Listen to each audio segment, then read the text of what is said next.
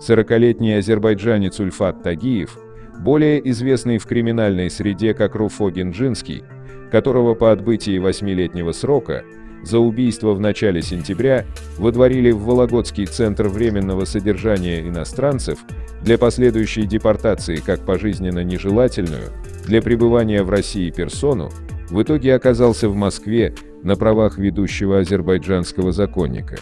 До Руфо, родившегося в день космонавтики, главлоту недолго побыл другой уроженец Генджи, которому тоже было 40, Али Гейдаров, он же Альберт Питерский, застреленный в день космонавтики из пистолета в затылок на тренажере в фитнес-зале Алых Парусов.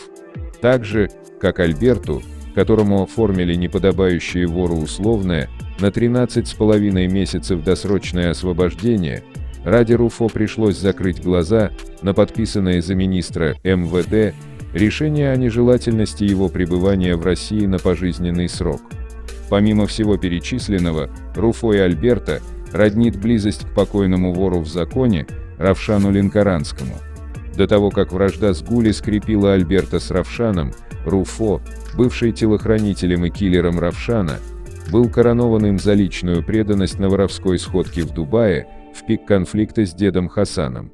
После того, как в 2013 году Руфо не признали вором в матросской тишине, он на протяжении всего срока, полностью отсиженного в одной колонии, что также не характерно для враждебно настроенных к администрации воров, сам нигде вором не объявлялся и как вор себя не проявлял. По вопросу быть или не быть Руфо на территории России, в кабинетах разных силовых ведомств пришли к разногласиям. По мнению разыскников, ратовавших за депортацию, появление Тагиева в Москве приведет к всплеску мокрухи, которая захлестнет его самого.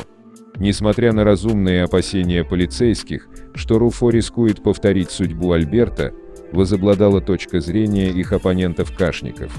Вернувшись в Москву в октябре, Руфо прошел реабилитационный курс в частной клинике, принадлежащей компаньонам Заура, и был замечен в матч-поинте на Новом Арбате в сопровождении свиты на 5 машинах. Московские воры, признающие своим лидером Бадри, встретили Руфо как вора. Тем временем взрывоопасность ситуации, при которой представителем азербайджанских воров в Москве искусственно оказался Руфо, подтверждается и в преступном мире.